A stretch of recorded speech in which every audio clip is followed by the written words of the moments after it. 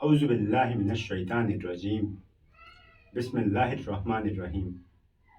Rabbi इश्रह ली सदरी व यस्सिर ली अमरी वहलुल उक़दतम मिन लिसानी यफ़क़हू क़ौली। अम्मा बाद। या अय्युहन्नासु इन्ना खलक़नाकुम मिन ज़करिन व उन्सा व जअलनाकुम शुअबन क़बाइला लिताअरफ़ू इन्न अक्रमकुम इंदल्लाहि अत्क़ाकुम इन्नल्लाहा अलीमुन ख़बीर। या अय्युहन नबिय्यु कुल लि अज़वाजिका व बनातिका व निसाइल मुमिनीना युदनीना अलैहिन्ना मिन जलाबिबिहिन्ना हाज़ा अदना अन युरफ़ना फ़ला युज़ैना व कानल्लाहु गफ़ूरर रहीमा। मेरे भाइयों और बहनों, मेरे वीडियोस को देखने वालों, मैं आप सभी का इस्लामिक खैर मकदम करता हूँ। अस्सलामु अलैकुम व रहमतुल्लाहि व बरकातुहू। अल्लाह की सलामती, रहमत और बरकत आप सबके ऊपर। आज का विषय जिसके बारे में मैं आपसे बात करूँगा वो है हिजाब, कि इस्लाम में हिजाब का क्या मतलब है और इसे क्यों पहना जाता है। लेकिन पहले मैं आपसे हिजाब के बारे में बात करूं, इससे पहले मैं आपसे ये कहना चाहता हूं कि ये जान लेते हैं कि इस्लामिक हिजाब और औरतों को अधिकार दिए जाने से पहले विश्व में औरतों का क्या हाल था, किस तरह से औरतों की ज़िंदगी थी, वो अपनी ज़िंदगी को जो है व्यतीत करती थी। अगर आप बेबीलोन की अगर आप हिस्ट्री पढ़ते हैं, इतिहास पढ़ते हैं, तो उनकी सभ्यता में अगर कोई भी मर्द गुनाह करता था तो उनकी गुनाह की सज़ा उनकी स्त्रियों को दी जाती थी। अगर आप इजिप्ट की अगर आप सभ्यता पढ़ते हैं, हिस्ट्री पढ़ते हैं, तो आपको पता चलेगा कि वहाँ पर नंगापन, वेश्यापन बहुत आम था। अगर आप पढ़ते हैं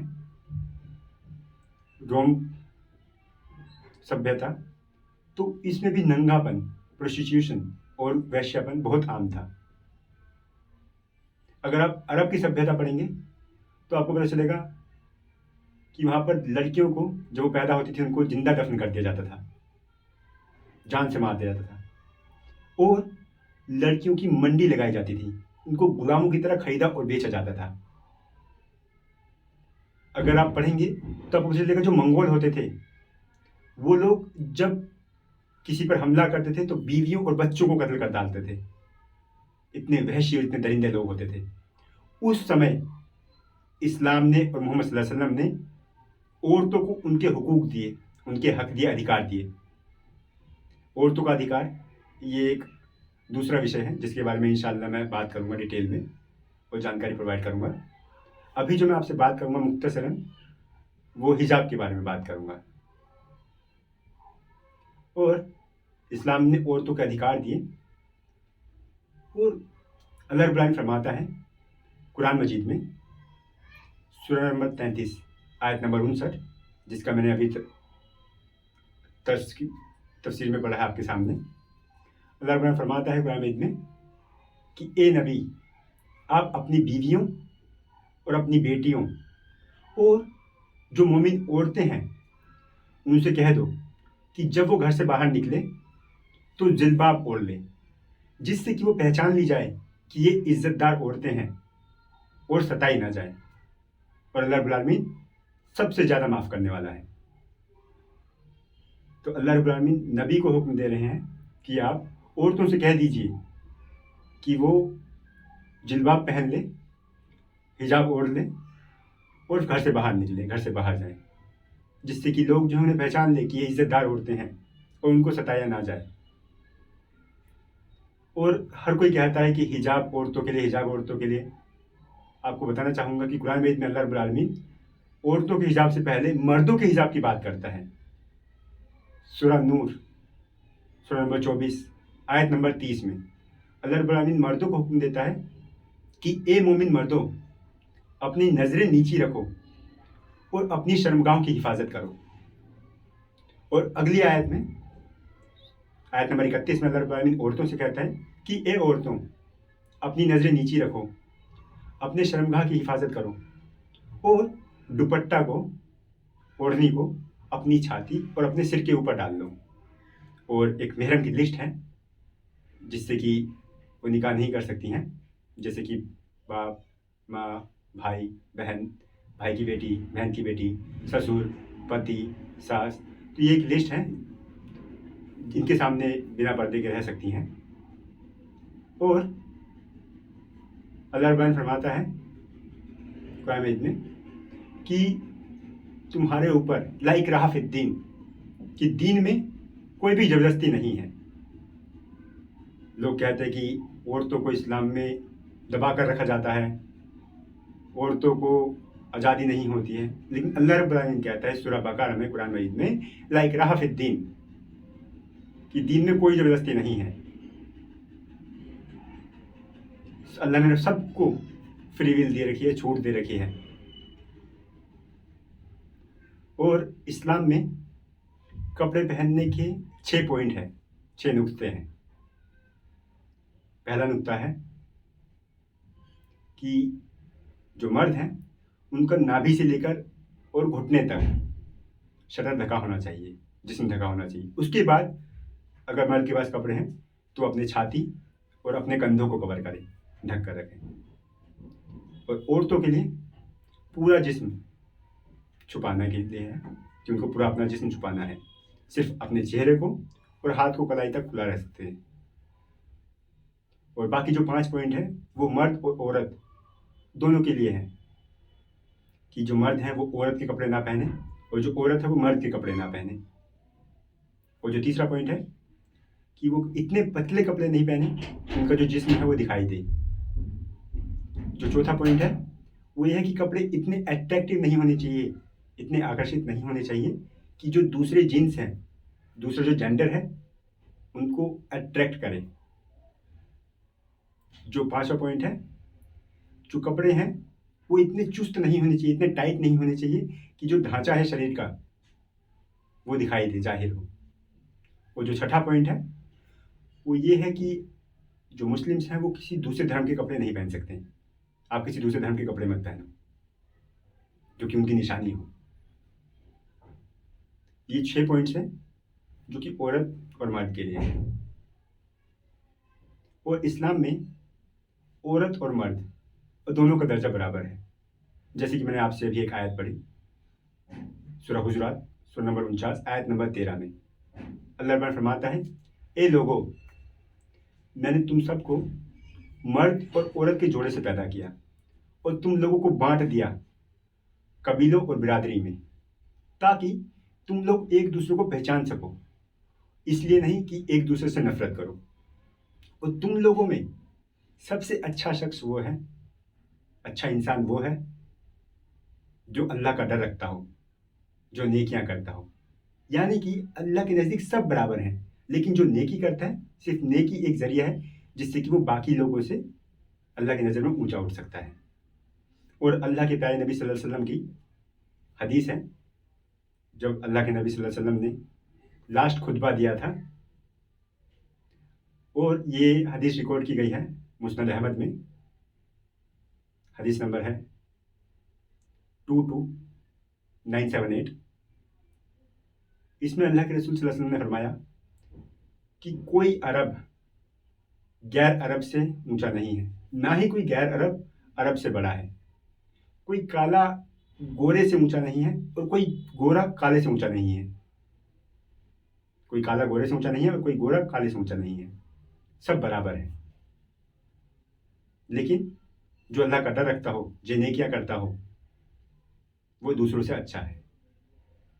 तो इस हदीस से और कुरान की आयत से पता चलता है कि तमाम लोग बराबर हैं, चाहे कोई भी हो, काला हो, गोरा हो, अरब हो, नॉन अरब हो, औरत हो, मर्द हो, सब बराबर हैं। लेकिन अगर किसी की नेकियां ज़्यादा है तो वो दूसरों से अच्छा है।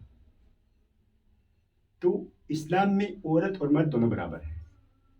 और हिजाब का हुक्म, जैसे कि मैंने आपको बताया, कि हिजाब जो है अल्लाह रब्बुल आलमीन ने फ़र्ज़ किया है औरतों के ऊपर। कुछ औरतें कहती हैं कि हिजाब दिल का हिजाब होना चाहिए, सर पर हिजाब करे या ना करे, नीयत साफ होनी चाहिए। तो उनसे मैं कहना चाहूँगा अपनी माँओं और बहनों से कि सिर का हिजाब सिर पर करो, आंखों का हिजाब आंखों पर करो, और जो दिल का हिजाब है उसको दिल पर करो। आप जो पैरों में पहनते हैं वो आप सर पर नहीं पहनते हैं, तो जो सिर का हिजाब है वो सिर पर आप करो। और जो लोग कहते हैं कि औरतों को हिजाब नहीं करना चाहिए, आपको इन्फॉर्म करना चाहूँगा कि आपको शायद जानकारी नहीं होगी कि अगर आप पढ़ते हैं ऋग्वेद, जो कि सनातन धर्म में सबसे ऊंचे लेवल की किताब है, ऊंचे दर्जे की, ऋग्वेद में भी लिखा है कि औरतों को हिजाब करना चाहिए। अगर आप पढ़ते हैं ऋग्वेद किताब नंबर 8, अध्याय नंबर 35, मंत्र नंबर 19, इसमें लिखा है कि ब्रह्मा ने तुझे औरत बनाया है, ईश्वर ने तुझे औरत बनाया है, तो अपनी नजरें नीचे रखो और अपने शरीर को मत दिखाओ, जाहिर मत करो जो तुम कपड़े से छुपाते हो, और अपने सर पर कपड़े को ओढ़ लो। अगर आप पढ़ते हैं ऋग्वेद किताब नंबर 10, अध्याय नंबर 85, मंत्र नंबर 30, इसमें लिखा है कि जो मर्द हैं उनको औरत के कपड़े नहीं पहनने चाहिए। और हिजाब का जिक्र क्रिश्चियनिटी में भी है। अगर आप ईसाई धर्म की किताबें पढ़ते हैं तो इसमें भी आपको जो है हिजाब का जिक्र मिलता है। अगर आप पढ़ते हैं gospel of Matthew chapter number 5, वर्ष नंबर 27 और 28, इसमें जीसस क्राइस्ट कहते हैं लोगों से कि आपको पहले कहा गया था कि आप जिना मत करो, लेकिन अब मैं आपसे कह रहा हूं कि आप अगर किसी औरत को गलत नजरों से देखते हैं, बुरी नजरों से देखते हैं, तो आप अपने दिल में जिना करते हैं। लिखा गया है बुक ऑफ ड्यूटरोनॉमी में चैप्टर नंबर 22, वर्ष नंबर 5 में कि जो मर्द हैं उनको औरतों के कपड़े नहीं पहनना चाहिए, और जो औरत है उनको मर्द के कपड़े नहीं पहनना चाहिए, और जो भी ऐसा कर रहे हैं वो गलत कर रहे हैं। अगर आप पढ़ते हैं फर्स्ट तिमोथी चैप्टर नंबर 2, वर्ष नंबर 9, इसमें लिखा गया है कि जो औरतें हैं उनको कीमती वस्त्र नहीं पहनने चाहिए, उनको सोना भी नहीं पहनना चाहिए। अगर आप पढ़ते हैं first book of Corinthians chapter number 11, वर्ष नंबर 5 और 6 में, इसमें लिखा है कि जो औरतें प्रे करती हैं, प्रार्थना करती हैं, लेकिन प्रेयर में अपने सिर को नहीं ढकती, तो वो सिर की बेइज्जती करती हैं, उनका सिर मुंडवा देना चाहिए। लेकिन जो क्रिश्चियनिटी हैं, अगर आप देखेंगे नन को, जो नन्स होती हैं वो पूरी कवर होती हैं, उनका सिर कवर होता है, पूरा शरीर कवर होता है, जैसे कि मुस्लिम औरतें हैं उनकी तरह। और अगर आप सनातन धर्म में देखेंगे, जो पार्वती जी हैं, जो सीता जी हैं, जो सरस्वती जी हैं, वो सभी कवर हैं, वो सब पूरे शरीर पर कपड़े पहनती हैं, जाहिर नहीं करती शरीर को। तो अगर मुस्लिम अगर हिजाब करते हैं, अगर पूरे शरीर को कवर करते हैं, तो ये तो अच्छी बात है, आप लोगों को समर्थन करना चाहिए, सपोर्ट करना चाहिए। और जो लोग कहते हैं कि सोफिया अंसारी वो इस तरह के कपड़े पहनती है, ऐसे रहती हैं, तो मैं आपको ये कहना चाहता हूँ कि जो इस्लाम है वो सोफिया अंसारी से नहीं है कि अगर सोफिया अंसारी अगर ऐसे कपड़े पहन रही है तो वो सही है। नहीं, अगर आपको इस्लाम देखना है, समझना है, तो मोहम्मद सल्लल्लाहु अलैहि वसल्लम को देखो, मोहम्मद सल्लल्लाहु अलैहि वसल्लम की बीवियों को और बेटी को देखो कि वो किस तरह से रहते थे। अगर मैं आपको एक एग्जांपल दूं कि कोई एक मर्सिडीज कार है और उसे चलाने वाला कोई एक नशेड़ी है, कोई शराबी है, और वो मर्सिडीज कार को ठोक देता है, एक्सीडेंट कर देता है, तो उसने एक्सीडेंट कर दिया, इसका मतलब ये नहीं कि जो मर्सिडीज कार है वो खराब है। अगर आपको सही में जानना है कि मर्सिडीज कार कितनी अच्छी है, उसकी गियर्स कितने अच्छे हैं, उसकी इंजन क्वालिटी कितनी अच्छी है, उसकी पावर कितनी अच्छी है, क्या फीचर्स हैं, तो आपको किसी एक ऐसे शख्स को देना चाहिए कार जो कि एक्सपर्ट हो गाड़ी चलाने में, और जो इस्लाम के बेस्ट ड्राइवर हैं वो मोहम्मद सल्लल्लाहु अलैहि वसल्लम है, जो कि इस्लाम के सबसे बेस्ट ड्राइवर हैं। और उन्होंने जो भी कानून बनाए हैं इस्लाम में, वो किसी को भी दबाता नहीं है, वो सबको इज्जत देता है। और ये कॉमन फैक्ट है कि अगर कोई भी लड़की अगर शॉर्ट ड्रेस पहनते हैं या कोई ऐसे ड्रेस पहनती हैं जिससे कि जो उनकी बॉडी का जो ढांचा है वो दिखाई देता है, तो अगर कोई भी इंसान अगर उसको देखेगा, कोई भी अगर मर्द उसको देखेंगे, तो ये कॉमन है कि उनके दिमाग में, उनके ब्रेन में गलत ख्यालात आएंगे।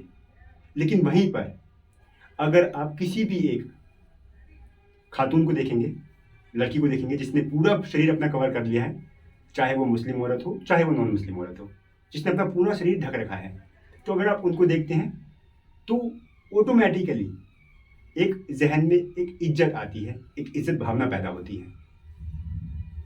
और अगर मैं आपसे एक बात पूछूं कि दो लड़कियां हैं जो कि बहुत खूबसूरत हैं, एक लड़की है जिसने मॉडर्न ड्रेस पहनी हुई है,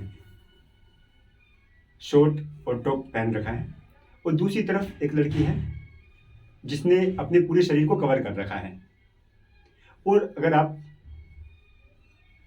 देखते हैं कि कोई किनारे पे, रोड के कोने पर एक आवारा, एक बदमाश खड़ा है, तो आप मुझे बताइए कि वो किस लड़की को छेड़ेगा, जिसने अपने आप को पूरा कवर कर रखा है या वो लड़की जिसने वेस्टर्न कल्चर के जो है क्लोथ्स पहन रखे हैं, शॉर्ट्स और टॉप पहन रखा है। ऑब्वियसली ये तो एक कॉमन बात है कि जिसने शॉर्ट और टॉप पहन रखा है कि वो शख्स, वो बदमाश उसी को छेड़ेगा। क्योंकि मैं ये नहीं कहता कि जो लोग शॉर्ट्स और टॉप पहनते हैं इस वजह से रेप होते हैं, मैं ये नहीं कहता, लेकिन ये पहनना गलत है, ये मैं कहना चाहूँगा। क्योंकि ये लोगों को ट्रिगर करते हैं, उनकी जो मानसिकता है उनको और खराब करते हैं, ये ट्रिगर करते हैं। अगर वहीं पर अगर एक औरत होती है, खातून है जिसने पूरा कवर कर रखा है अपने आप को, तो उसको देखकर एक अच्छे ख्यालात आते हैं दिमाग में। और जो दूसरी खातून है जिसने टॉप और शॉर्ट्स पहन रखे हैं, अगर वो मर्द हजरात अगर अपनी नज़र नीची नहीं करता है, अगर नज़रों की हिफाजत नहीं करेगा, तो ऑब्वियसली ये फैक्ट है कि उसके जहन में बुरे ख्यालात आएंगे, पैदा होंगे। और आपको बताना चाहूँगा कि अगर आप जानते हैं पूरे वर्ल्ड में सबसे ज़्यादा जो रेप केसेस होते हैं वो अमेरिका में होते हैं। पर डे थाउजेंड्स, हजारों की संख्या में जो है रेप होते हैं, बलात्कार होते हैं। तो आप मुझे एक बात बताइए, अगर वहाँ पर अगर ये कानून कर दिया जाए कि कोई भी मर्द अगर औरत को देखे तो वो अपनी नज़रें नीची रखें, और जो औरतें हैं वो बुर्का पहने और अपने शरीर को जो है कंप्लीट ढक कर रखे, और जब औरतों की शादी हो जाए, जल्दी उम्र में जब जवानी को पहुंच जाए औरतें, तो उनकी शादी कर दी जाए, तो आप मुझे बताइए कि इतने ज़्यादा जो रेप हो रहे हैं वो कम होंगे, उतने रहेंगे, या जो तादाद है वो इंक्रीज होगी, और उसके बाद भी जो रेप करता है उसका कत्ल कर दिया जाए। तो आप मुझे बताइए कि उनकी संख्या कम होगी, बराबर रहेंगी, जितने रेप हो रहे उतने ही होंगे, या जो संख्या है वो बढ़ेगी? ये कॉमन फैक्ट है। और आप अगर मुआयना करेंगे सऊदी अरब और इस्लामिक कंट्रीज़ का, तो यहाँ पर रेप ना के बराबर होते हैं। आपको बहुत मुश्किल ही कोई केस दिखेगा कि रेप हुआ है। ये कारण यही है कि इस्लामिक कानून, उन्होंने अपनी बेटियों को, अपनी बीवियों को इज्जत दी है। जो बुर्का है, जो हिजाब है, ये औरत को इज्जत देता है, ये किसी की इज्जत उतारता नहीं है या किसी को दबाता नहीं है। इंडिया में अगर आप पढ़ेंगे स्टैटिस्टिक्स, अगर आप पढ़ते हैं 2018 में पर दिन 91 केसेस रेप के एवरेज, 2019 में 88 केसेस, 2020 में जबकि पूरे साल लॉकडाउन लगा हुआ था तब भी पर डे 77 केसेस एवरेज। तो अगर हिजाब अगर करने से अगर किसी को सुरक्षा मिलती है, प्रोटेक्शन अगर मिलता है, तो इसमें बुराई क्या है? अगर मैं आपसे एक सवाल पूछता हूँ कि अगर आपके पास एक कोहिनूर हीरा है, एक डायमंड है, तो क्या आप इसको ऐसे ही रख देंगे कहीं पर भी, या उसकी हिफाजत करेंगे, उसको सिक्योर करके रखेंगे? तो अगर वो डायमंड अगर कीमती है, अगर वो हीरा कीमती है, तो क्या जिस्म कीमती नहीं है औरत का? इज्जत कीमती नहीं है?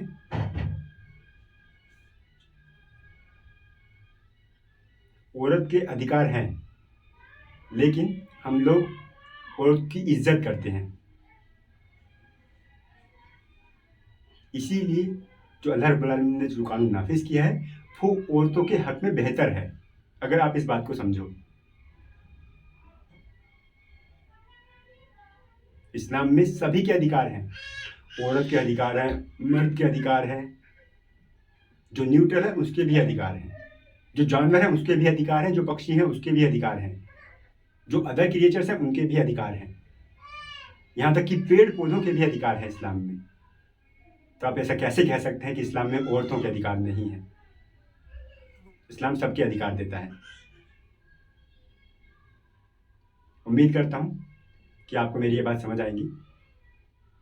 और शायद आप नहीं जानते कि अमेरिका में जो लोग इस्लाम कबूल कर रहे हैं, उनमें 2/3 ऑफ जो पॉपुलेशन है वो उसमें औरतें हैं। यानी कि 66% टोटल लोगों में से औरतें जो हैं वो इस्लाम कबूल कर रही हैं। तो अगर इस्लाम में अगर औरतों के अधिकार नहीं हैं, अगर औरतों को दबाया जा रहा है, तो ये औरतें इस्लाम क्यों कबूल कर रही हैं? ये इसीलिए कबूल कर रही हैं क्योंकि उनको समझ आ रहा है ये बात, इस्लाम में औरतों के अधिकार हैं, उनको प्रोटेक्शन दिया जा रहा है इस्लाम में, उनको दबाया नहीं जा रहा है। इसी वजह से वो इस्लाम कबूल कर रही हैं, अपना रही हैं अपनी ज़िंदगी में। और मैं अपनी बात ख़त्म करना चाहूँगा कुरान मजीद की एक आयत के साथ, सूरह अराफ, सूरह नंबर 7, आयत नंबर 26, जिसमें अल्लाह बयान फरमाता है, या बनी आदमा कद अंजलना अलैकुम लिबासन युवरी वरीसम लिबास तकवा ज़ालिका खैरुन ज़ालिका मिन आयातिल्लाहि लअल्लहुम यज़क्करून। कि ए आदम की संतानों, ए लोगों, हमने जो कपड़ा है वो इसीलिए नाजिल किया है, इसीलिए उतारा है, ताकि तुम अपनी शर्मगाहों को छुपाओ, अपने जिस्म को छिपाओ, और ये तुम्हें खूबसूरती प्रदान करे। और सबसे बेहतर कपड़ा वो तकवा का कपड़ा है, कि जो अल्लाह का डर रखता हो। वाखिर दावानिल अनिल हम्दुलिल्लाहि रब्बिल आलमीन।